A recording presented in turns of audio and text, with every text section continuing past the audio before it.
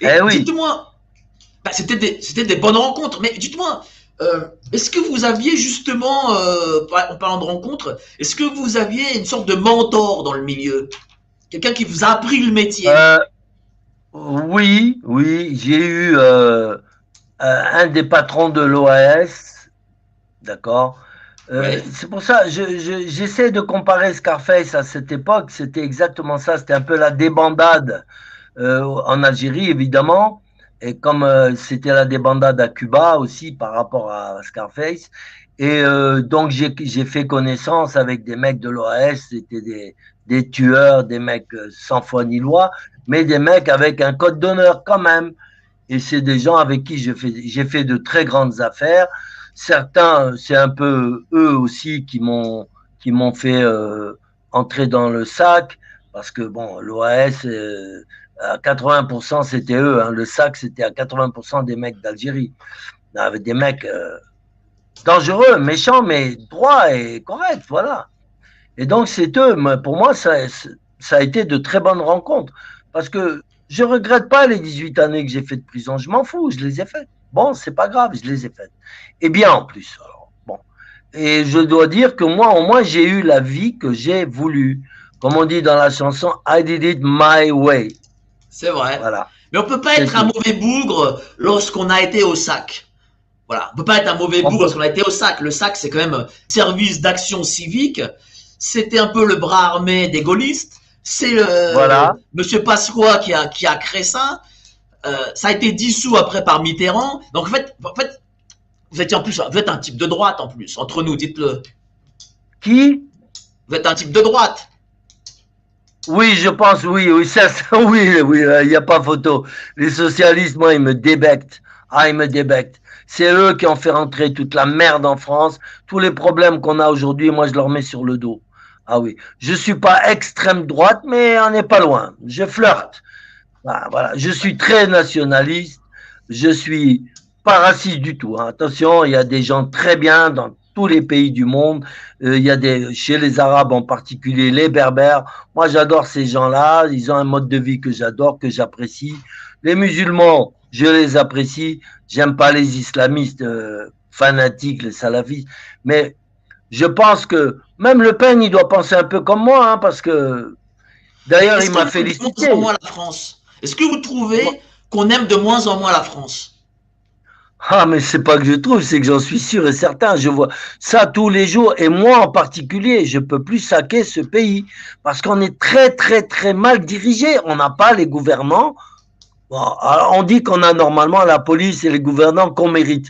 Moi, je pense que les Français méritent un peu plus que les pauvres salopards de gouvernants qu'on a, la police de merde qu'on a, c'est la plupart des racistes, des opportunistes, des profiteurs. Pas tous, mais quand même, on a de bons policiers, c'est sûr. On a quelques ministres qui seraient pas trop mal.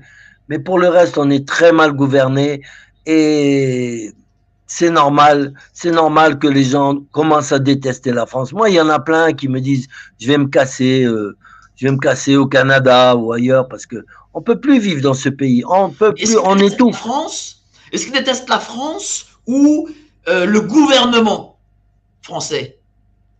Non, on ne peut pas détester un pays comme la France. C'est le plus beau pays du monde à mes yeux, d'accord? On a tout ici, on a tout. Il y a tout ce qu'il faut pour être hyper heureux. Mais c'est nos gouvernants qui nous pourrissent la vie, qui nous fabriquent tous les jours des interdits. Voilà ce qu'ils savent faire. Des lois. Alors la dernière loi là sur les jeunes filles à 13 ans, consentement mutuel. Alors là, s'il me manquait encore quelque chose pour être au maximum du dégoût, ben c'est ça. Et je vais quitter la France le plus tôt possible. Dès que j'en aurai fini avec tous ces bouquins, tout ça, je quitte, je vais ailleurs. Je vais ailleurs, n'importe où. Au Maroc, peut-être, en Espagne.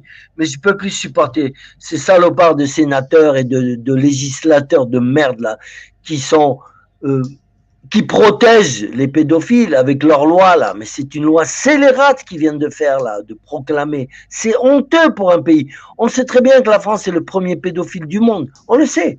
Devant la Thaïlande et devant beaucoup d'autres pays, on dit le Maroc, mais le Maroc c'est un petit joueur par rapport à la France. La France c'est un pays pédophile par excellence. Et la Belgique à côté et certains autres pays. Donc, il y a de quoi être dégoûté. On est dégoûté de nos gouvernants, de nos ministres, de nos législateurs, de nos sénateurs, etc. Mais on ne peut pas être dégoûté de la France. C'est le pays où on mange le mieux, où on vit le mieux. C'est un très beau pays, il ne faut pas déconner. Il faut dire la vérité. Bien sûr, mais là quand vous voyez qu'on ferme les restaurants, qu'on ferme les discothèques, les cinémas, les théâtres, qu'on doit marcher avec des masques, il y a de l'abus. Qu'est-ce que vous en pensez de tout ça? Je pense qu'on essaie carrément de mettre la France à genoux. Bah, c'est la mission, hein, c'est la mission de Macron, évidemment. Il est probablement mandaté par la famille Rothschild pour foutre la France en l'air. Quand les 3/4 des industries seront fermées, que ce sera le chaos, comme le chaos économique et social, puisque on va dans le mur là. Il va y avoir forcément, si ça continue comme ça, une guerre civile, une révolution. Moi, je ne prêche pas. La révolution, ce serait dommage de foutre ce pays en l'air. Une révolution, une guerre civile, c'est la fin de ce pays. On est foutu. On va aller 50 années en arrière. Donc, voilà, je trouve que ils ont trop abusé. Maintenant, la coupe est pleine. Et je crois les plans là du deep state, comme on dit, l'état profond, je pense qu'on est dedans, en plein dedans. Ils veulent ruiner la France et Macron, il prend les ministres qu'il faut comme Buzyn. Alors, j'ai jamais vu une plus grande salope que cette Buzyn. C'est elle. J'espère qu'il y aura un tribunal, un Nuremberg en France pour foutre cette Buzyn en prison à vie. Ouais. Mais parce il y a eu que des c'est plaintes un monstre, contre Madame Buzyn. Il y a eu des plaintes mais c'est contre pas Madame assez. Buzyn mais ça risque de venir, ne vous inquiétez pas. Mais vous parlez des politiques. Bah, j'espère. Mais elle a trouvé refuge à l'OMS. Mais c'est parce qu'elle s'est battue pour l'OMS, pour faire gagner Big Pharma et compagnie. Voilà. Mais au dépens de plusieurs milliers de vies en France. Je ne sais pas combien de dizaines de milliers de personnes sont mortes à cause de Buzyn et de son mari Lévy. C'est des monstres, ces gens-là. Ce sont des monstres. Et c'est ces gens-là qui polluent et foutent notre pays en l'air. Vous parlez des politiciens, mais il y en a un que vous avez dans le nez, parce que je pense que c'est aussi un des premiers à commencer à voir détruire la France, c'est Jacques Chirac. Il vous a fait beaucoup de mal, il va être trahi aussi, je peux. C'est une crapule, ce mec. Il est mort, même que le diable l'emporte, s'il l'a pas déjà emporté. J'ai jamais vu un laxiste pareil. Qu'est-ce qu'il a fait pour la France, à part son quai de branly, là? Qu'est-ce qu'il a fait? Quai de branleur, moi j'appelle ça. Parce que c'est des mecs qui passent leur vie à se branler, à baiser à gauche, à droite. Lui, il passait son temps à violer des petites nanas. J'irai pas jusqu'à dire que c'était un franc-maçon sataniste, mais j'ai quand même des doutes là-dessus. J'affirme rien, mais je pense qu'il était au top pour ça. C'était un mec sympathique, d'accord, avec sa tête de veau, ravigote et tout ce qu'on veut. Mais de septennat, mais qu'est-ce qu'il a fait pour la France? Rien. Il a arrêté le service militaire. Vous avez compris qu'il y a eu, en faveur de Jacques Chirac, un hommage national, parce que ça a été, pendant toute une semaine, on a rendu hommage à Jacques Chirac. Est-ce que vous avez compris? Mais non, j'ai pas compris, mais je l'ai dit.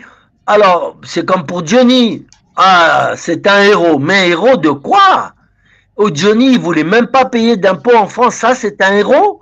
Il voulait payer en Suisse, il voulait payer aux États-Unis, en Californie ou ailleurs, il voulait payer en Belgique, il voulait même récupérer le passeport belge, mais il voulait rien faire pour la France. Ça, c'est un héros national, mais il faut arrêter de faire des statues à n'importe qui. C'est pareil pour Chirac. Qu'on me dise De Gaulle, alors De Gaulle, moi je lui aurais fait une statue dans chaque arrondissement de Paris. Ça, c'était un vrai bonhomme qui aimait son pays. C'était un vrai président. Mais Pompidou, faut arrêter. Un malade mental, un sadique, un maso. Et tous ces gens-là, sa femme, droguée à l'héroïne, pédophile, les deux. Après, il y a Giscard d'Estaing, c'est pas mieux. Je sais pas si vous vous rappelez, Pompidou était dans l'affaire Markovic, avec Alain Delon. Mais j'en parle dans mon premier tome, j'en parle de l'affaire Markovic. Est-ce que vous pouvez nous expliquer justement cette affaire pour peut-être nos jeunes qui ne connaissent pas l'affaire Markovic? Markovic, c'était l'homme à tout faire de Alain Delon. D'accord? J'ai dit qu'Alain Delon, c'était la plus grande crapule de France. D'accord? Il aurait pu être un très bon ministre, lui, ministre de la saloperie, il aurait été champion. Ah bah oui. C'est un mec qui a fait des saloperies en France, je l'ai dit dans mon tome 1, et vraiment des saloperies, j'ai 20 pages sur lui, ou peut-être même plus, je ne me rappelle plus, parce que c'est l'homme qui me dégoûte le plus en dehors des politiciens. Hein. C'est l'homme qui me dégoûte le plus, d'abord parce comment dire, c'est un homme très précieux, un homme qui parle de lui à la troisième personne quand même, hein. Alors que c'est un voyou au départ, jusqu'à ce que Visconti le rattrape, fasse de lui une star. Il allait être petit macro, petit gigolo, même il paraît qu'il faisait la pute, je sais pas trop. J'étais pas là pour le voir, mais c'est ce que j'ai entendu dire. Et ce mec-là, grâce à son ingéniosité, son savoir-faire dans la pédophilie, de fournir des enfants à tous les grands de ce monde et de France en particulier, il a réussi à se faire une place de roi presque, en France, auprès des Pompidou et des autres. Hein. Il a servi tous les régimes, voilà. Et alors, il s'est permis de tuer mon meilleur ami, qui s'appelait Rémi Stéphane. C'est un juif tunisien que j'adorais, très beau garçon, il ressemblait à Mike Brandt. Il l'a fait tuer juste parce qu'il flirtait avec Nathalie Delon dans une discothèque qui s'appelait le Bilboquet à Saint-Germain. J'étais là, j'ai tout vu. Et un jour, il s'est reçu une rafale de mitraillette, mon pote. Juste parce que monsieur Alain Delon se permettait le luxe de tuer des gens comme des mouches, comme il a fait tuer Mila, qui était son premier homme à tout faire, son garde du corps. Et il a fait tuer Markovitch par Marc Anthony d'ailleurs, qui était envoyé par Zampa, Gaëtan Zampa, juste parce que, évidemment, Markovitch, il a voulu, bien sûr, faire comme moi, le dénoncer, et il a écrit un livre sur lui, et ben voilà, il s'est fait descendre. En toute impunité, puisqu'il y a eu 5000 procès-verbaux contre Alain Delon, et ce mec-là, il n'a pas fait une journée de prison. C'est ça qui me révolte. Dans cette histoire Markovic, c'était aussi les époux Pompidou qui participaient aux parties fines. Des balais roses. Les balais roses, ça s'appelait. Les balais roses, voilà. En effet. Alors, ça, c'est moi qui fournissais Markovitch en cocaïne, d'accord? D'accord, je faisais le trajet Hollande, parce que je le connaissais bien, Markovitch. Je connaissais son ami Steve, qui a été à un moment, je crois, garde du corps de Belmondo, et je connaissais Sulac, Bruno Sulac, qui a été aussi un grand ami de Markovitch. Des bonhommes, des vrais bonhommes. Bon, Markovitch. Est-ce que Pompidou se droguait? Parce qu'il est mort quand même prématurément. Mais bien sûr, mais donc, pas seulement. Et de l'héroïne. Comme sa femme d'ailleurs. Et c'est ce qu'on appelait les balais roses, avec des petits-enfants de 12, 13 ans, voilà, fournis par Delon. Et c'est pour ça que le mec, il a toujours fait ses saloperies. Moi, que je sache, il a commis 5 meurtres en les commanditant. Et il n'a jamais été ennuyé par la police. Voilà.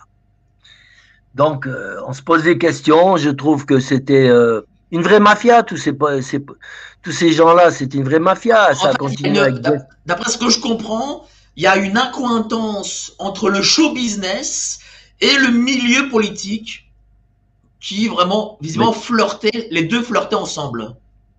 Mais tout à fait. Moi, quand j'allais dans la baraque, le château de Serge Dassault, j'ai rencontré quelques acteurs qui se trouvaient là-bas, comme Claude Brasseur, le plus grand cocaïnomane de France et le plus grand scatophage de France. Ça, c'était un mangeur de merde. C'était une grosse merde et c'était un mange-merde, mais de la vraie merde. Et c'était un scatophage, Claude Brasseur, et c'était un radin, c'était un sale hypocrite, c'était un franc-maçon, un sataniste, tout ce qu'on veut. C'était un homme qui était bourré de vices, cet homme-là. Il est mort, le diable emporte. Que le diable emporte. On n'a pas besoin de ces gens-là en France. Et il y a pas mal d'acteurs qui se trouvaient un peu invités dans ces cocktails, dans ces garden parties, tout ça. La jet set aussi. Alors, j'ai vu vos photos jeunes, vous étiez quand même beau gosse, vous êtes toujours beau gosse, je trouve. Vous avez 75 ans, mais je vous donnerais 20 de moins. Et vous fréquentiez les élites, vous fréquentiez les politiques. Vous auriez pu faire de la politique pour le coup. Je ne suis pas assez hypocrite et salopard pour faire de la politique. C'est ça le problème. Il faut être un vrai salopard, un vrai hypocrite, un bonimenteur. Moi, c'est pas mon style. Moi, je suis un mec cash. Je dis ce que je pense, je fais ce que j'ai envie de faire, mais je suis un mec cash et je suis très humain. Pour faire de la politique, il faut vraiment ne pas avoir d'humanité. Et on le constate aujourd'hui. On le constate. Nos gouvernants ne savent que faire des interdits. Et quand ça passe au Sénat, une loi scélérate, un nouvel interdit, au Sénat, ils aggravent les interdits. Mais qu'est-ce qui se passe dans ce pays? On ne peut plus rien faire. Rien. Il faut aller voir ailleurs comment ça se passe. En Espagne, on vit bien. En Hollande, on vit très bien. Mais Même du coup, en Angleterre, comment vous vivez, vous, le couvre-feu, confinement, le masque? Comment vous le vivez là actuellement? Moi, je m'en bats les couilles. Je respecte pas le couvre-feu. Je sors à 9h, 10h du soir comme j'ai envie. Je mets pas de masque et j'emmerde le monde. S'ils sont pas contents, ils ont qu'à venir m'arrêter, me foutre en tôle. J'en ai rien à battre. Ça, c'est une mascarade, le couvre-feu. Moi, je n'y crois pas. C'est simplement pour tester le peuple français, pour en faire de vrais moutons, ce qu'ils étaient déjà, mais là, ils sont arrivés au maximum. Moi, je suis un loup, je resterai un loup. Je continuerai à hurler avec les loups et je ne jamais, au grand jamais, je ne me mettrai à bêler avec les moutons. Comment? Vous aviez dit que vous étiez justement un être amoral et immoral. Là, vous êtes sorti de ça. Donc vous n'êtes plus un loup alors si vous n'êtes plus amoral et immoral. Ah ben, un loup, qui a dit qu'un loup c'est immoral ou amoral? Un loup, il attaque que quand il a faim. Hein. C'est vrai. Est-ce que vous avez encore faim du coup en tant que loup? Ben oui, mais moi, si j'ai été immoral et amoral, c'est à cause de la cocaïne. D'accord? La cocaïne, ça nous fait perdre quand même beaucoup de nos sentiments et tout et tout. J'étais immoral et amoral, voilà, j'ai voulu vivre comme ça. Mais j'ai été conforté dans mes idées en voyant comment ça se passait en France. Je me suis dit, putain, mais moi, immoral et amoral, mais jamais de la vie. Ces gens-là au-dessus de moi, ils sont 10 fois plus que moi. Donc pourquoi moi je vais essayer de devenir une grenouille de bénitier, d'aller à l'église, de tendre la joue quand on me met une baffe, je tends l'autre joue. Mais ça c'est impossible. Jamais je pourrais bêler avec les moutons dans le troupeau. C'est pas mon style ça. Non, non, je resterai jusqu'à ma mort. Je resterai ce que je suis. Mais maintenant, j'ai quand même récupéré un peu de la morale qu'on m'a inculquée quand j'étais enfant. Un peu, hein, pas beaucoup parce que trop de morale en France, c'est pas bon. C'était une morale religieuse? Alors ça, le mot religieux, moi, il me donne des boutons.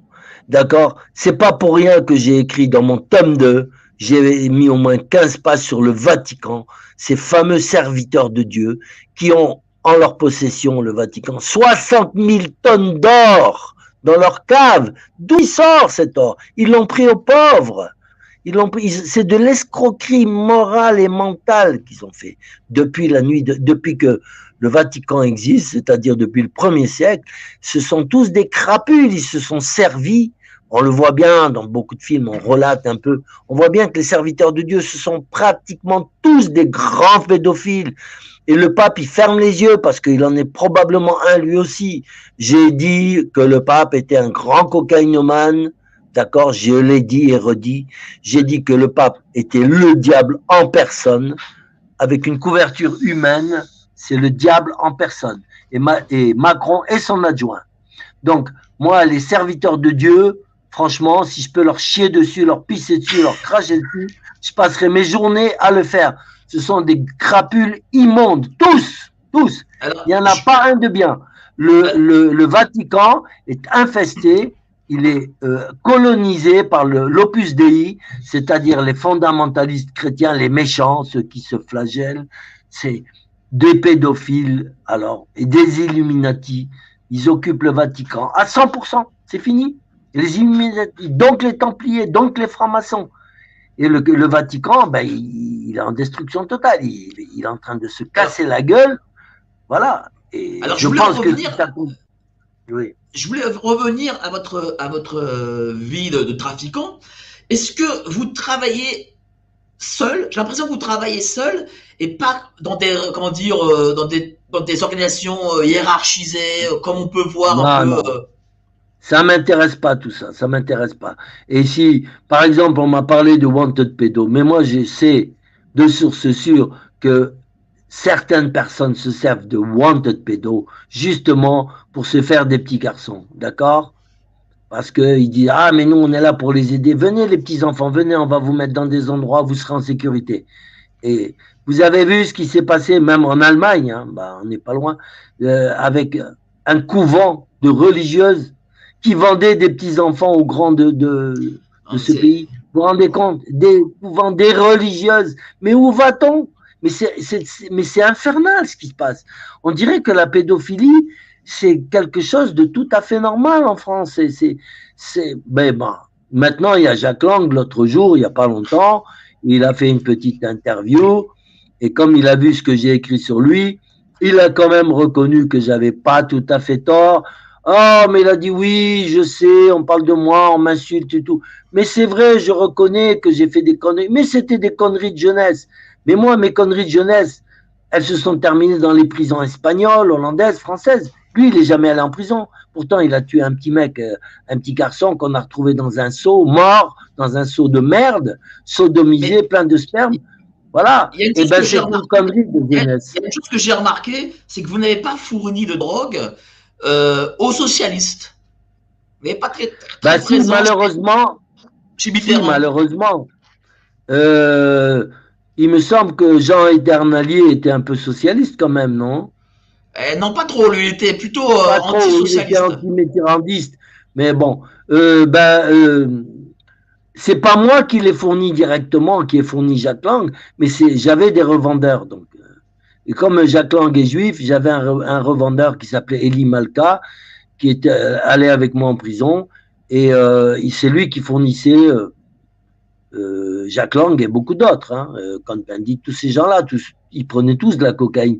Parce qu'il faut savoir que la cocaïne, pour eux, c'est un peu ce qui leur donne du courage. Moi, j'ai connu des grands braqueurs comme Bruno Sulac. Lui, il pouvait pas monter sur un braquage s'il n'avait pas pris sa dose de cocaïne. Et quand il en avait pas, il me cherchait partout. Il me prenait par 50 grammes et il me disait, GG, quand t'es pas là, moi, je travaille pas. Il lui fallait de la coke. Et c'était tous les mêmes. Markovitch aussi, il tapait. Tous. Alors, je vais dire quand même aux gens, parce que il faut dire aux gens, ne prenez pas de cocaïne, c'est pas bien. Et ne faites pas comme Gérard, c'est pas bien non plus, parce qu'il faut le dire pour YouTube, pour les autres, pour la justice aussi. Mais ça, c'est vous qui le dites. Hein. C'est vous qui le dites. C'est moi qui le dis. Oui. Moi, je dis. Fait la cocaïne. Je dis simplement. La cocaïne sur l'esprit des gens. Ça provoque quoi, la cocaïne? J'ai pas compris. Qu'est-ce que provoque la cocaïne sur l'esprit des gens lorsqu'on en prend? Qu'est-ce que j'entends mal? Qu'est-ce que quoi? Qu'est-ce que la cocaïne provoque physiquement dans l'esprit des gens? Qu'est-ce que ça apporte, la cocaïne? Alors, déjà, je l'ai dit et redit, déjà, il faut en user et pas en abuser, d'accord? Quand on en use, d'accord, la cocaïne est connue pour créer un dédoublement de la personnalité, d'accord? Un lâche, en prenant de la coke, il peut devenir un lion, d'accord? Un mec qui veut faire des choses grandioses et qui n'a pas les couilles, il prend de la coke, ça, il va se sentir invulnérable, il va se prendre pour un lion. Donc ça pousse bien sûr les politiciens à prendre de la cocaïne, c'est logique. Sinon, ils oseraient peut-être pas, ou ils n'auraient. Déjà, ça donne beaucoup d'énergie. Après, le problème sexuel, c'est que la cocaïne, c'est le 7e ciel avec quand on prend de la cocaïne. Après, il y a un problème, c'est qu'il y a le revers de la médaille. La cocaïne, évidemment, quand on en prend, on peut en prendre pendant 5-10 ans, et on va bander comme un malade, on va faire l'amour extraordinairement bien, on est au 7e ciel, surtout si on est avec une fille qui prend de la coke aussi, on est au paradis. Mais après, arrive le revers de la médaille, qui fait que, à un moment donné, ça peut être au bout de 5 ans, au bout de 10 ans, au bout de 20 ans, on ne bande plus. Mais alors plus du tout, en prenant de la coke. Et donc moi j'ai été obligé d'arrêter, il y a 16 ans de ça, en 2008, parce que je bandais plus. Mais c'est vrai que sexuellement, c'est pour ça que beaucoup de gens en prennent, parce que aujourd'hui, les gens manquent de désir. On n'a plus trop le désir, quand on est à jeun, de faire l'amour ou ça ou ça. Et ceux qui me disent le contraire, c'est des menteurs. Et ça fait bander au maximum, et ça nous donne, ça crée le désir en nous, mais un Oui, désir mais fou. vous, dans les années 80, vous preniez de la cocaïne et vous disiez que vous avez tombé à 45 kilos, vous deveniez une épave.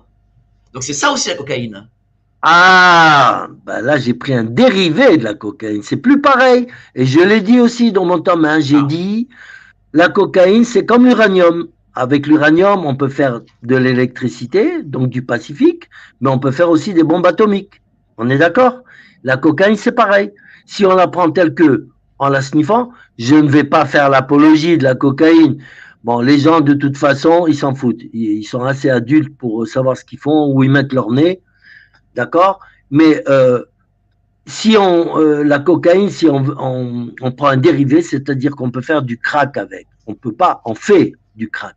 on fait Et du le crack. crack, c'est une drogue extrêmement dangereuse que je déconseille vigoureusement. Les gens qui prennent du crack, ils peuvent considérer que leur vie est foutue. Terminé. Terminé.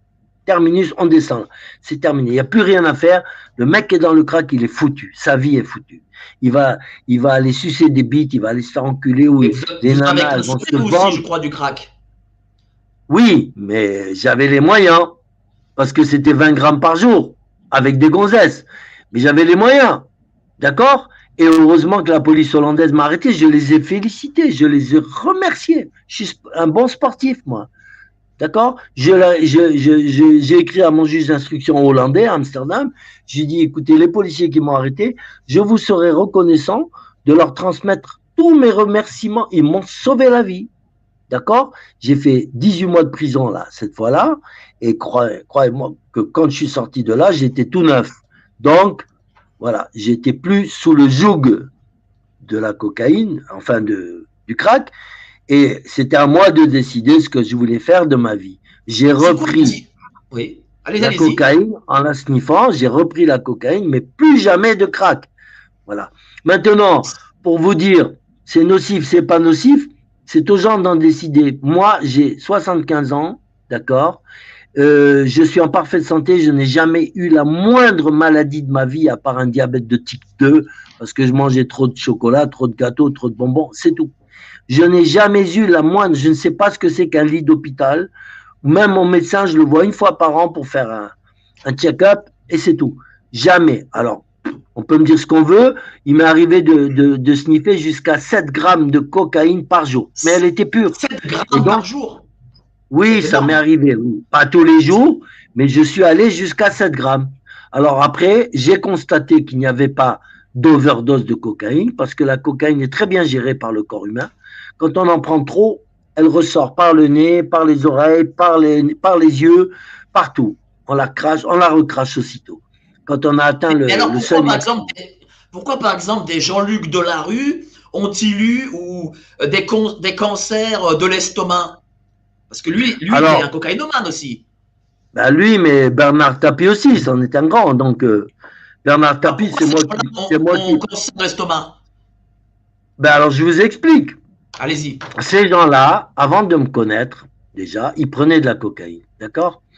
Mais ils prenaient de la cocaïne à la louche, pas à la petite cuillère, d'accord? Ce qui fait que, comme ils ne savaient pas comment user de la cocaïne, comment faire, c'est-à-dire cocaïne, mode d'emploi, ils allaient se coucher le nez plein de cocaïne. Et ça a fini par rompre, parce que la cocaïne est une drogue corrosive. Elle est faite à base de chaux, parfois de ciment, base de chaux en particulier, et d'acide chlorhydrique. Donc, quand on la laisse traîner dans les fosses nasales toute une nuit, on se réveille le matin avec des fosses nasales qui saignent. Et à la longue, ça ne peut plus guérir. Donc, ils étaient foutus, ils ne pouvaient plus prendre la coque par le nez.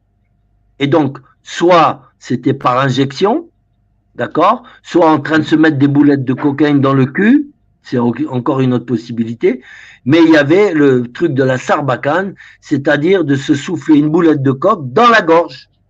Quelqu'un le faisait pour eux, bien sûr, avec une sarbacane, et alors, finalement, la cocaïne, elle reste collée à l'ésophage, et comme souvent, Ils étaient en position peut-être soit de se coucher, soit de, je sais pas, bon. Et la cocaïne, elle descendait doucement dans l'ésophage. Et donc, à la longue, quand on en prenait trop, ça corrodait l'ésophage et ça donnait un cancer. Au début, un ulcère, de l'estomac aussi, et après le cancer, et voilà.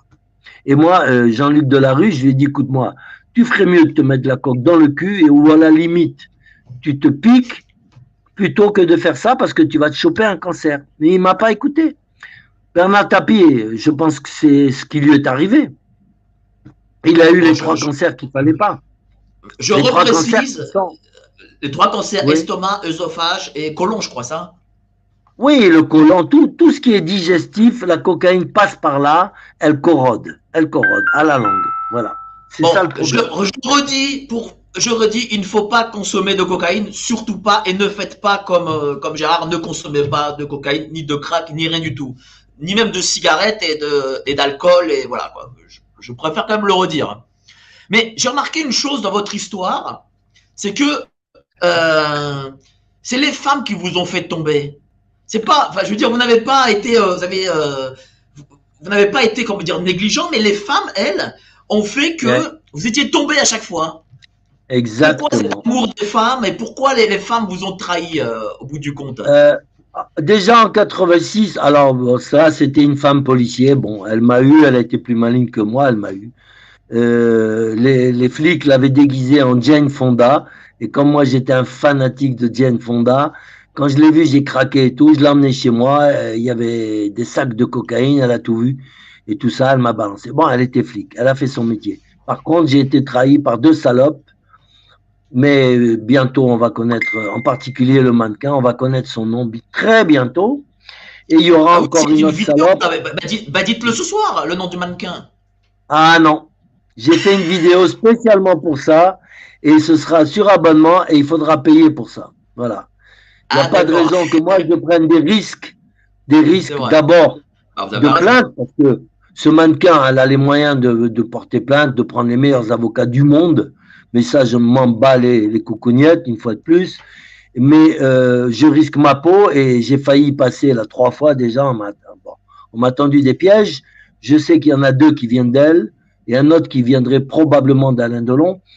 Mais voilà, donc je prends des risques énormes. Je pense que quand même, ça devrait être un peu monnayé tout ça. J'en ai marre de faire tout gratuitement. D'accord. Vous avez raison. Donc la vidéo est prête, elle va sortir dans une semaine, 10 jours. Ce sera payant. Voilà. Alors, ma question, c'est justement, vous avez parlé de menaces. Et c'est un milieu où normalement on ne fait pas de vieux os théoriquement, mais pourtant vous êtes toujours vivant. Comment avez-vous fait pour durer aussi longtemps? Parce que je suis un mec correct, c'est pas compliqué. Tous ceux qui sont morts avant l'âge, c'est parce que c'était des crapules. Et j'en parlerai dans mon tome 4. D'accord? Je vais citer des grands gangsters qui en même temps étaient de grandes balances. D'accord? Des mecs, des salopards, et qui se sont fait descendre parce que c'était des balances. Moi, il n'y a pas de raison qu'on me fasse la peau. Après, on a essayé de me piéger, bien sûr, mais plusieurs fois, on a essayé de me séquestrer, évidemment, ça c'est de bonne guerre. Moi, je sais que c'est comme ça, que ça se passe comme ça. Mais oui, je fais très attention. Il y a des balances qui se font tuer. Je veux dire, il y a la concurrence. De la concurrence peut... et surtout que j'ai l'impression que vous ne travaillez pas en organisation, mais vous travaillez un peu en soliste. Oui, tout à fait, mais j'ai toujours 2 gardes du corps, c'est-à-dire 2 flingues sur moi. J'avais, quand je trafiquais, et il n'y a pas mieux. Il n'y a pas mieux que ça, c'est... 2 flingues, voilà. D'accord, un homme seul, justement, peut s'en sortir. Comment un homme seul, justement, peut s'en sortir? Comment? Des espions? Comment, justement, un homme seul pouvait s'en sortir? Pouvait s'en sortir, bah, pourquoi pas, non? Quand on fait attention, je savais à peu près où je mettais les pieds. Bah, j'avais quand même un garde du corps, hein, quand j'allais dans de graves opérations. Par exemple, quand je faisais des fours, dans les banlieues et tout, des fours qui rapportaient entre 30 et 40 000 euros par jour, hein. Eh ben, j'avais quand même 2 gardes du corps qui étaient là, parce que, évidemment, ça excitait les convoitises. Non, mais j'ai toujours été très prudent. Je m'en suis sorti, j'ai eu de la chance. En Espagne, quand on m'a arrêté avec 1000 kilos, je me suis évadé, on m'a rattrapé, je me suis réévadé grâce au sac. Voilà, sinon j'aurais fini ma vie. vous aviez des protections politiques, vous aviez la protection du sac aussi. Oui, mais j'appelle pas ça du politique, moi. Ça, Pasqua, c'est un gangster, c'était un gangster politicien, mais c'était pas des protections politiques. Mais on n'en a jamais des protections, faut pas croire. Même Chirac m'a pas protégé, au contraire, celui qui m'a enfoncé. Il faut faire très attention aux protections. Ce sont des mecs qui sont très volubiles, très versatiles, qui changent très vite de couleur. Les politiciens, quand ça va pas, ils vous ignorent. Ils vous protègent pas, ils vous ignorent. Il dit ce mec-là, oh mais je le connais pas. C'est aussi simple que ça. Bah, ça, Chirac l'a beaucoup fait. Par exemple, avec Monsieur Schuller, je ne sais pas si vous vous rappelez, conseiller général des Hauts-de-Seine. Il a dit, Oui, voilà, qui était à Clichy-la-Garenne et qui, comment dire, vendait tout ce qui était HLM pour Jacques Chirac. Et Chirac disait, ah oui, ben non, mais je ne l'ai jamais vu, ou de façon fortuite. Je ne sais pas si vous vous rappelez, mais dit de façon fortuite. Bon. ouais. Mais est-ce que, par exemple, un Pasqua, c'était un type d'honneur? Oui, on peut dire ça, oui. Oui, quand même, quand même. C'est le seul homme que j'ai admiré dans ma vie entière. D'accord? Il faut être franc. C'est le seul homme pour qui j'avais une admiration sans borne. Sans Et borne, donc, on parce faisait que peur aussi. ah ben, il faisait peur à tout le monde, parce quoi, aussi bien avec ses tueurs qu'avec ses dossiers. Parce quoi, il avait des dossiers même sur Mitterrand, sur Giscard d'Estaing, sur tout le monde, il avait. Parce quoi, c'était pas forcément le mec qui était aux ordres du RPR ou pas. Parce quoi, il était à ses propres ordres. Parce quoi, n'obéissait qu'à lui-même. Parce quoi, c'est lui qui a fait Chirac, et Chirac, il s'est écrasé devant Pasqua. Parce que c'est quand même Pasqua qui remplissait les caisses du RPR avec le trafic de cannabis et de cocaïne. D'accord? Donc c'était lui. Et il a repris mon idée, Pasqua, quand il a su que je fabriquais de la cocaïne en couleur, en technicolor. Je la faisais en rouge foncé, en vert foncé. Et bon, on faisait importer ça passait pour des épices. La cocaïne, elle est réputée être blanche, un peu jaunâtre peut-être, ou même rose à l'époque, dans les années 70. Mais des couleurs vert foncé et tout, bleu foncé, ça, eh ben moi, je savais la transformer en couleur. Et donc, Pasqua a repris mon idée, il était très intéressé. Et Pasqua, il s'arrangeait avec des gens comme Gaëtan Zampa ou d'autres à faire rentrer de la cocaïne, du cannabis, de tout en France. Et la Mais redistribution aussi. là, vous parlez Voilà. de Gaëtan Zampa. Gaëtan Zampa, vous étiez son bras droit. C'était quand même un très très grand mafieux. Et pourtant, il a été assassiné, je crois, en prison. Donc, mine de rien, et c'est pas, je crois pas que ce soit une balance. Parce que, Monsieur Zampa. Il faudra lire mon tome 4. Il faudra lire mon tome 4. D'accord. J'ai Ah, aimé donc on beaucoup a Gaëtan de chance Zampa. alors. J'aimais beaucoup Gaëtan Zampa, mais à Marseille, dans le milieu, on disait pas le parrain, on disait la marraine. Bon, j'en dis pas plus. D'accord. Et Un pour d'autres teasing pour le aussi, volume 4. tout le monde va savoir qui ont été exactement et vraiment tous ces fameux gangsters qui ont fait un peu, comment dirais-je, qui ont plu à beaucoup de jeunes, tout ça, qu'on a idolâtré et tout. Ben, ils sauront plus tard. Moi, je les ai bien connus. Ils sauront qui étaient ces gens-là. Voilà. Ça, ce Ils sera dans sauront le tome si ces 4. gens-là étaient vraiment l'image qu'ils démontraient, quoi. Oui, on peut dire ça. Maintenant, une chose est sûre, c'est que moi, si j'avais voulu, si j'avais accepté, mais j'ai refusé, je serais devenu le parrain, le grand caïd de Paris ou de Lyon. C'est Pasqua qui plaçait ces gens un peu partout. Il les plaçait comme des vassaux, comme des vassaux.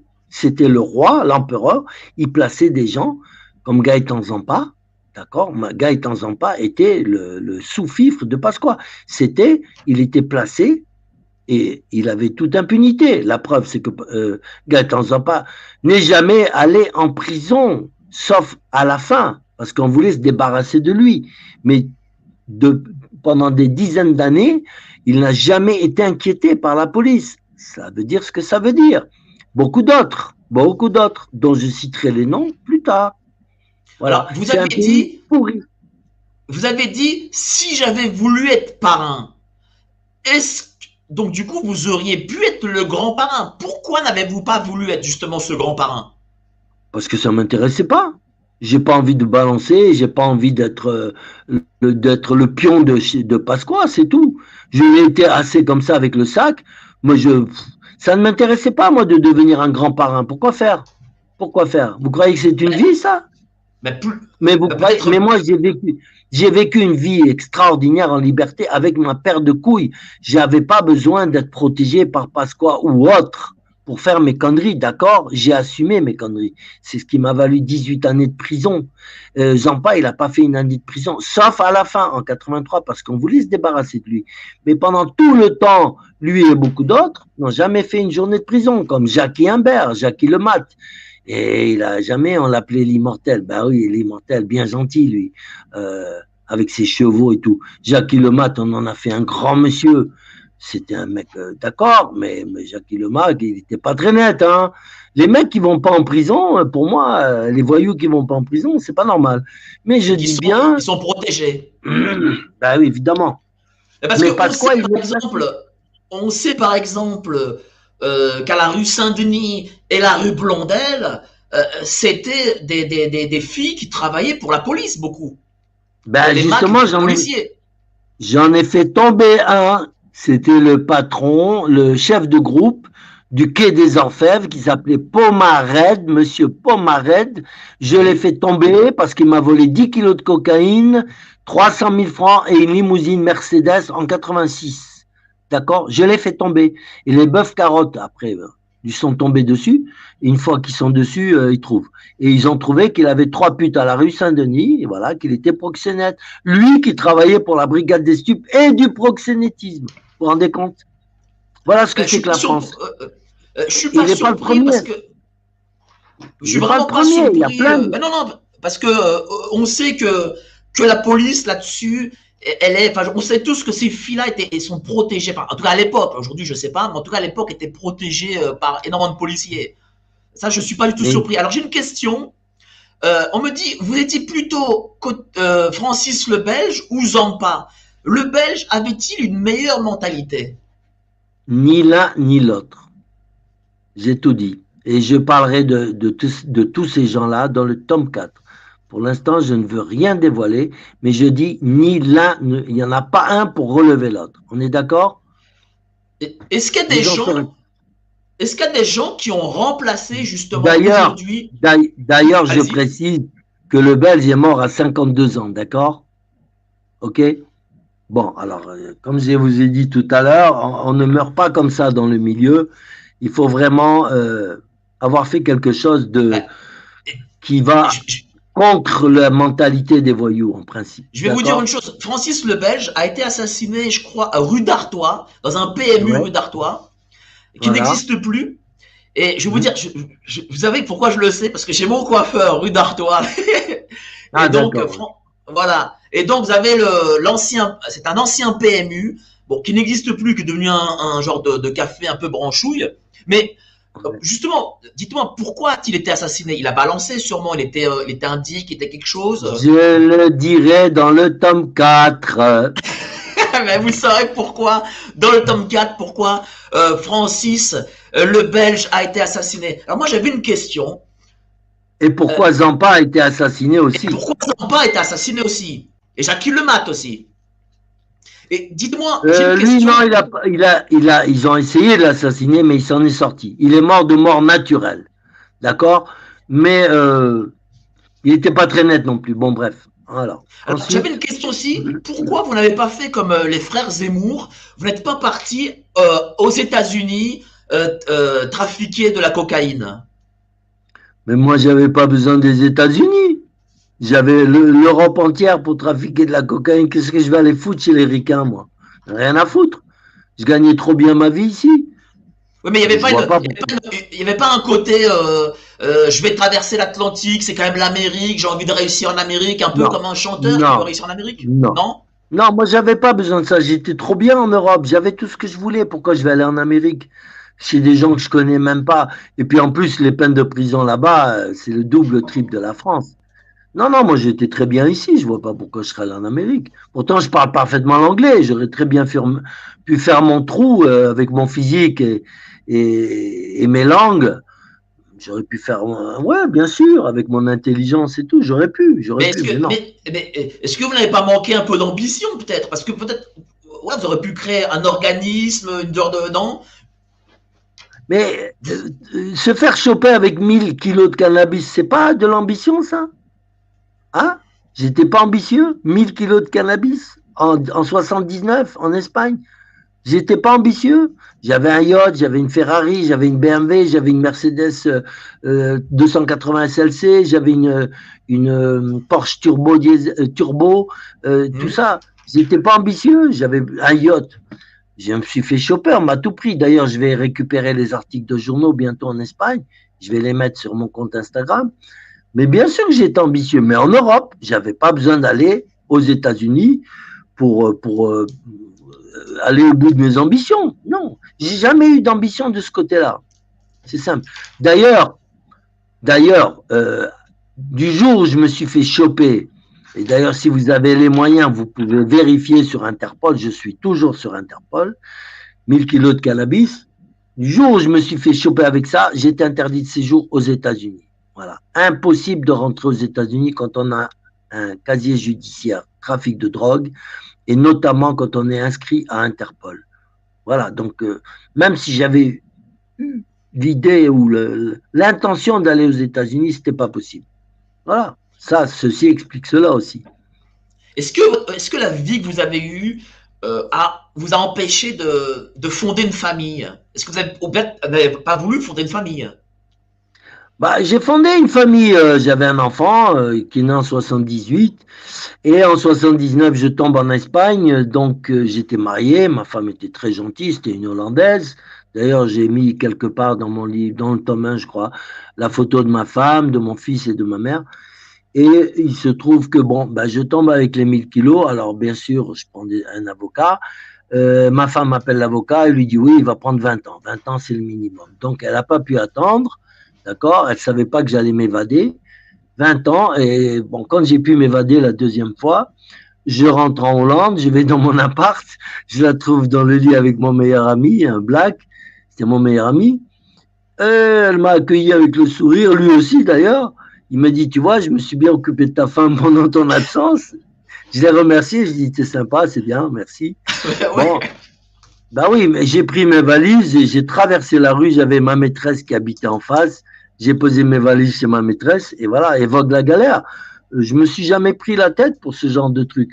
Mais c'est vrai qu'au départ, bon, ben, mon fils, après, je l'ai plus revu parce que prison sur prison sur prison. J'ai plus revu mon fils, il m'en a voulu, maintenant il me parle plus, il a 42 ans, il me dit, il veut rien savoir avec moi. Tant pis, je l'ai bien cherché, j'assume, c'est tout. Mais c'est pas une blessure, ça, du coup? Moi, non, pas du tout, pas du tout. Moi, pour me blesser, il faut se lever de bonne heure, hein. Il Vous avez faut le se cœur lever de solide, très quoi. bonne heure. Plutôt, oui, on peut dire plutôt, oui, plutôt. Plutôt, ouais. J'ai le Je caractère trouve, berbère, j'ai le caractère. Moi, déjà, à l'âge de 3 4 ans, ma mère, elle me fracassait, elle me tapait dessus à coups de talon aigu, à coups de cravache. Je bougeais pas, j'ai dit, vas-y, continue, tape, tape, vas-y, tape. J'étais trop dur, trop dur. Non, non. Moi, on me brise pas comme ça, hein. La prison, moi, je rentre en prison avec le sourire et je sors avec le sourire. Et ça, les flics, ils avaient les boules. En garde à vue, je rigolais. En prison, je rigolais. Les matons, ils venaient me voir, ils me disaient, ah, mais vous êtes bien dans votre peau, jamais vous pleurez, jamais vous criez, jamais si. Non, je dis pourquoi? Je suis bien partout, moi. Je suis un caméléon. ben, vous avez d'ailleurs dit à Sud Radio que Fleury-Mérogis, c'était mieux d'être à Fleury-Mérogis que d'être dans un hôtel Formule 1. Vous le confirmez? Exactement. Exact, oui, je confirme, oui. Et maintenant, plus encore, hein. Maintenant qu'on a des douches en cellule, des toilettes toutes neuves et tout, c'est bien agencé, des belles couleurs dans la cellule, c'était plus le gris verdâtre là, qui donnait des nausées. C'est très beau. Les cellules sont très belles, la prison par elle-même est toute propre, très belle, tout est en couleur, c'est beau, non? C'est bien. Moi, je dis qu'on est mieux que dans un Formule 1, hein, c'est sûr. Sauf Ça la veut dire bouffe, que hein, la bouffe. la La bouffe n'est bouffe, pas elle est bonne. exécrable. Et surtout que vous confirmez qu'aujourd'hui, en prison, avec de l'argent, on a tout, quoi. On peut tout avoir. Tout. Les téléphones, ordinateurs, on peut tout avoir. Tout, il n'y a rien. Et la drogue, alors là, tout ce qu'on veut. Hein. Mais comment ça se Tout ce fait que qu'on veut. l'État doit le savoir, mais comment ça se fait que l'État laisse faire comme ça? Mais l'État laisse faire. Il laisse faire. Parce que les matons, les surveillants, ils sont pas très contents de leurs conditions. Ils touchent des petits salaires et tout. On leur laisse un peu businesser là-bas en prison, on ferme les yeux. Le téléphone, alors là, bien sûr, c'est le grand business dans les prisons en ce moment. Mais ce que les détenus ne savent pas, moi, j'ai jamais acheté un téléphone en prison. Parce que ces téléphones, ils sont à peine vendus, ils sont immédiatement mis sur écoute. Et il y a plein de mecs qui se sont fait choper bêtement. Ils achètent un téléphone, ils racontent leur vie, ils font des affaires au téléphone. Hein. Moi, j'en ai un, il faisait des affaires avec Amsterdam. Moi-même, je l'ai appelé, j'étais à Amsterdam, je l'ai appelé pour me donner l'adresse d'un mec qui vendait de l'héroïne blanche. J'en trouvais pas. Il m'a dit, bon, tu vas à tel endroit, tu vas à tel endroit, tu vas trouver mon pote, ta. Et je suis allé chercher de l'héroïne. Et tout ça, on l'a fait par téléphone. Sauf que ce mec-là, en 2001, je le retrouve dans la prison de Nanterre. Il a pris 6 ans de prison à cause de son téléphone. C'est ça. Hein. Et il y en a Mais beaucoup qui tombent comme ça. est-ce que vous n'avez pas décidé d'arrêter aussi parce que vous sentiez peut-être un décalage avec la nouvelle génération de trafiquants? Mais non, mais pas du tout. Moi, les jeunes, ils m'adorent. Ils m'adorent. Parce qu'ils savent que je ne suis pas un arnaqueur, je suis un mec d'honneur et tout. Mais j'ai plus envie, c'est tout. J'ai envie de passer à autre chose, l'écriture, les, les émissions, tout ça, moi, ça me plaît bien. Et voilà, ben, je gagne bien avec mes bouquins. Hein. Ils se vendent, j'ai toujours les meilleures ventes, alors, avec mes 2 Ah ouais. bouquins. Et le troisième, ça va être encore mieux. Et le quatrième, encore mieux que mieux. Donc, j'ai pas de souci à me faire. J'adore écrire. Voilà, c'est mon hobby. J'adore écrire. J'ai plus besoin de trafiquer. Pourquoi faire? J'ai plus besoin. Attends, il y a un âge où il faut savoir s'arrêter aussi. Hein. La cupidité, ça va un moment. Hein. Ça va un Vous avez moment, tout mais après, arrêté. Vous avez arrêté la drogue, enfin le trafic, la sniff, enfin tout quoi. C'est-à-dire, mais comment vous avez fait pour arrêter comme ça du jour au lendemain? Parce que visiblement, des drogués, eux, n'y arrivent pas. d'arrêter quoi? Le trafic de prendre de la Euh, drogue? non, de la drogue. De prendre de la drogue. Tout simplement parce que ça me faisait, la coque me faisait débander, c'est tout. Donc je voyais pas l'utilité. Ah ben oui, moi si je prenais de la drogue, c'était surtout pour ce qu'elle m'apportait au niveau du sexe. C'est clair, je C'est m'en tout? cache C'est pas. juste pour ça?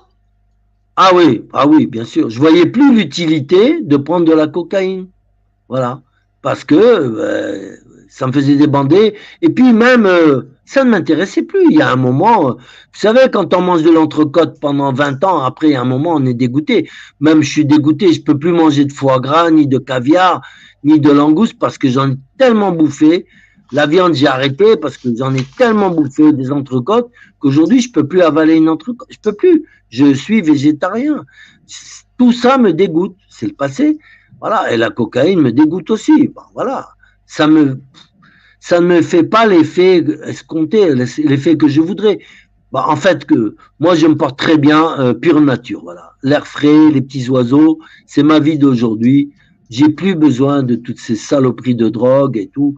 J'ai plus besoin Vous de êtes ça. retraité tranquille aujourd'hui, c'est ça? Ah, mais complètement. Alors là, je suis dans ma ferme, là, je suis au paradis. Hein. J'ai plus besoin. Après, il y a un moment, c'est vrai qu'il y a un moment où on a besoin, on cherche, on se cherche. Bon, alors on vous propose des drogues, on fait des partous, des orgies, on dit tiens, un peu de coke, un peu de ci, un peu de ça. Bah oui, évidemment, moi mais maintenant je vais plus jamais en discothèque depuis 2008, ça fait 12 ans, 13 ans, maintenant, je vais plus en discothèque, je mets plus dans les bars, je bois plus d'alcool, je fume plus de cigarettes, je ne touche plus à la drogue, mais je suis formidablement bien, en bonne santé. Mais c'est le bonheur pour moi, à mon âge, d'être comme ça, mais c'est un grand bonheur. Je ne vois pas l'intérêt pour moi de prendre de la coke. L'intérêt, il était dans le sexe avant. Comme je ne suis plus tellement intéressé non plus par le sexe, et par les trophées, pour moi, c'était les trophées, les gonzesses. Non, non, j'en ai une, ça me suffit largement. Et voilà, maintenant je suis dans les livres, je suis dans l'écriture, c'est le bonheur. Il y a plusieurs façons d'être heureux dans la vie. Moi, à chaque, comment dirais-je, à chaque portion d'âge, on va dire, je trouve ce qui convient à cet âge-là. D'accord? À un moment, c'était les drogues, c'était les voyages, c'était ci, c'était ça, voilà. Aujourd'hui, ça va tranquille, ma petite ferme, mes petits oiseaux qui chantent, je suis content. Vous êtes un homme Mais heureux aujourd'hui, c'est-à-dire que vous êtes heureux, ah, heureux de la nature. il y a pas plus heureux que moi sur Terre. On peut pas faire plus heureux. Ça n'existe Qu'est-ce que, pas plus heureux. qu'est-ce que vous faites, par exemple, quand vous vous levez le matin aujourd'hui? Eh ben, déjà, je sors mes chiens. Je sors mes chiens. Je prends mon petit déj tranquille. Je vais faire une petite balade pour rester en forme. Je rentre chez moi et hop, directement ordinateur, écriture. Je fais des poèmes, des pamphlets, des écrits, de tout, de tout. Après l'après-midi, je vais au parc, je vais manger une bonne petite glace, un bon petit repas là-bas, dans un restaurant sympa. Bon, en ce moment, non, parce que je ne peux rien faire. Mais en principe, c'est ça. Quand je suis dans ma ferme, je bosse. Bah, je plante des pommes de terre, des carottes, des fleurs, des rosiers, de tout, de tout. Des arbres fruitiers, j'en ai planté une cinquantaine. Parce que s'il y a un problème, qu'il y a une guerre civile ou autre, moi je serais bien là-bas. J'aurais mon autosuffisance. Vous avez Il des faut y pommes, penser, hein. vous avez De des tout, pommiers, des cerisiers peut-être, de tout, tout, des tout, salades, tout. des tomates. Des salades, des radis, des navets, des courgettes, des tomates, bien sûr, oh là là, à satiété. Et bah, des fruits, alors des cerises, bien sûr, des pommiers, des amandiers, des pruniers, de tout, de tout. Est-ce que vous cherchez aujourd'hui la reconnaissance par l'écriture? Pas du tout. Pour moi, c'est le moyen de vomir ce que j'ai à vomir et de, voilà, comment dirais-je, d'atteindre mes interlocuteurs, quoi, parce que j'ai des choses à dire, je veux les dire. Je peux pas les faire que par le biais des émissions. Donc par l'écrit, comme ça, je suis lu un peu partout, même en Inde, même au Japon, aux États-Unis, je suis content. Il y a des gens qui lisent mes livres, je suis fier de ça. Mais Passer du stade de, vous avez passer du dit stade de voyou à à écrivain, écrivain. respecté, aimé, souvent, c'est pas mal. Parce que, vous avez dit il y a 3 minutes que vous écriviez des poèmes. Et peut-être que vous Ouais, voulez ouais. qu'on vous reconnaisse après votre mort comme étant un écrivain. Je m'en fous de la postérité, j'en ai rien à battre. Que d'entrer dans le livre d'histoire et à la belle histoire, qu'est-ce que ça me rapporte? J'en ai rien à foutre. Moi, je veux le moment présent, l'instant présent, et pendant que je suis en vie, je veux être reconnu parce que on peut dire aussi que c'est un petit peu ma vengeance vis-à-vis de cette société pourrie qui m'a critiqué. Voilà. Aujourd'hui, ils payent. Ils m'ont critiqué. Ouais, les voyous, ils avaient toujours les yeux braqués sur les voyous, sur les banlieues, et pas sur nos gouvernants. Ben maintenant, ils l'ont dans l'os. C'est tout. Et voilà. Parce que les gouvernants, les politiciens, qu'est-ce qu'ils ont fait pendant tout le temps, depuis De Gaulle? Ils n'ont fait que diaboliser les drogues, tout, diaboliser tout, tout. Ah, et pendant ce temps, ben, on montrait les banlieues du doigt, mais c'est la faute des banlieues. Ils veulent pas, c'est pas des bons républicains. Mais est-ce que eux, ils sont de bons républicains, ces salopards de ministres, de présidents? Mais non, ils sont pas républicains pour un sou, ils s'en foutent. Ils se servent de la République pour se remplir les poches, pour se vider les couilles, pour violer des enfants, pour gagner de l'argent. C'est des saloperies, ils me dégoûtent. Voilà. S'ils m'écoutent, vous me dégoûtez, les politiciens français, pour la Qu'est-ce que vous plupart. pensez justement de l'actuelle classe politique, de Macron par exemple? Est-ce que, tiens, Bon, Macron, vous disiez, peut-être que c'est un cocaïnomane. j'ai pas dit peut-être, j'ai dit que j'en étais sûr. Donc c'est un D'accord? cocaïnomane? Ben C'est un évidemment. cocaïnomane qui dirige la France vers le mur? Ah, mais complètement, complètement. Mais lui, il a une mission, il a une mission. Il peut pas faire autrement. Lui, pour moi, il est l'envoyé du diable. Il est l'adjoint du diable. C'est Nostradamus qui a dit, viendra en France, à, à l'époque où Notre-Dame de Paris existera déjà, viendra un jeune président. D'accord? Et la cathédrale Notre-Dame de Paris prendra feu pendant son mandat. C'est bien ce qui est arrivé. Eh bien, c'est Macron. Et il a dit que c'était l'antéchrist, que c'était l'adjoint du diable. Et le diable, c'est le pape. Voilà. Moi, c'est ma théorie. Je peux me tromper, mais Non, je mais suis pas sûr de me tromper. J'ai comme l'impression d'être inspiré. Après, c'est peut-être un peu comment dirais-je, prétentieux de ma part de dire ça, mais je crois que j'ai le cul bordé de nouilles, on peut déjà dire ça, mais c'est pas des nouilles, c'est pas des panzani, c'est des nouilles divines. Je pense, alors, ce qui fait mon bonheur aujourd'hui, c'est que toute ma vie, j'ai douté de l'existence d'un Dieu. D'accord? J'étais un athée. J'étais un athée. Normalement, je suis né moitié chrétien, moitié musulman. Je n'ai jamais cru aux religions, aux dogmes, jamais, jamais, au grand jamais, et je ne croirai jamais aux dogmes qui sont véhiculés par des soi-disant serviteurs de Dieu, qui sont tous des sales hypocrites, des mecs qui se remplissent les poches sur le dos des pauvres malheureux, qui veulent croire en Dieu, etc. Bon, et donc je ne croyais pas en Dieu. Aujourd'hui, je crois dur comme fer en une puissance supérieure.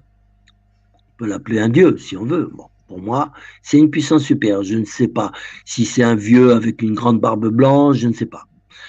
Tout ce que je sais, c'est que j'ai, comment dirais-je, c'est bête ce que je veux dire, on va me prendre pour un fou, un taré.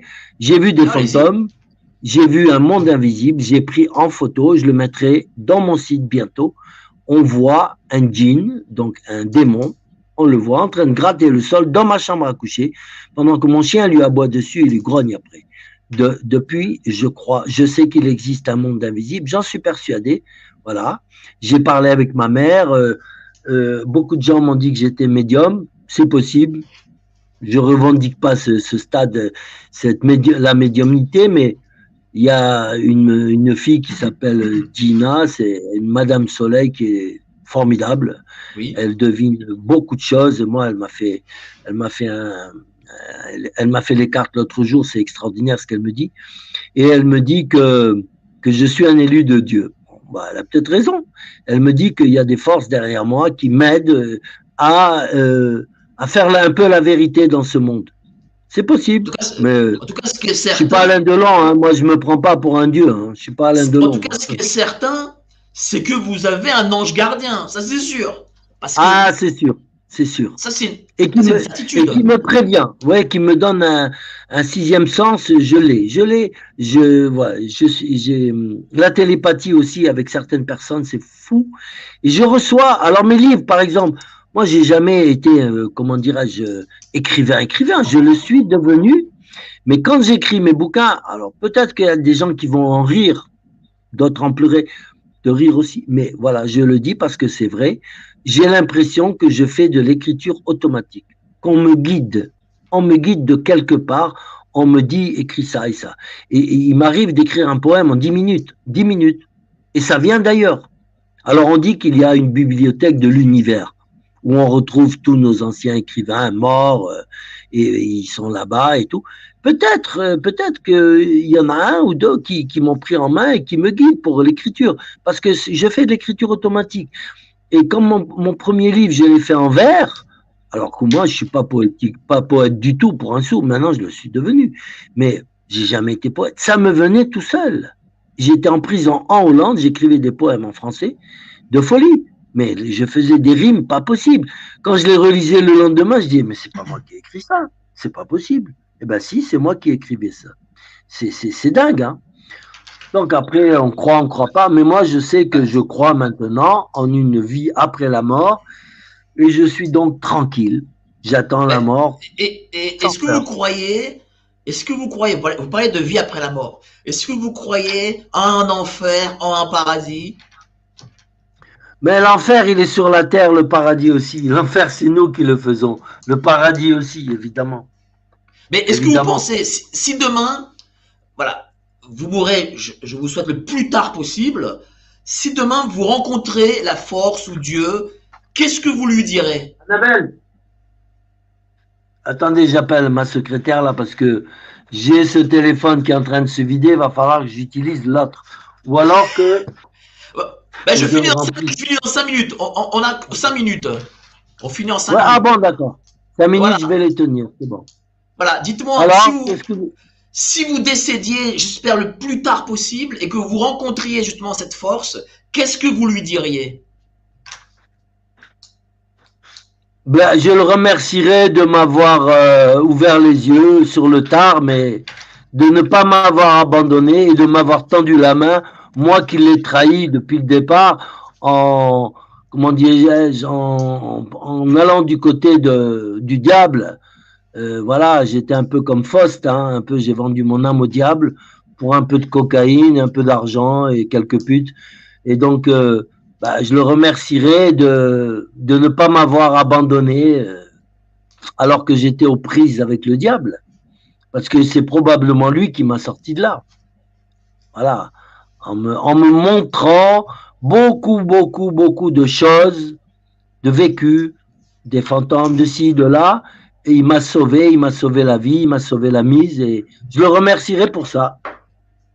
Est-ce qu'il y a une leçon à tirer de votre vie? Eh bien, qu'il faut surveiller de près l'éducation de ses enfants, leur poser des questions, leur dire est-ce qu'à l'école on te fait ce qu'on appelle en arabe l'oppression? Est-ce qu'on se conduit mal avec toi? Il faut poser des questions et apporter des solutions.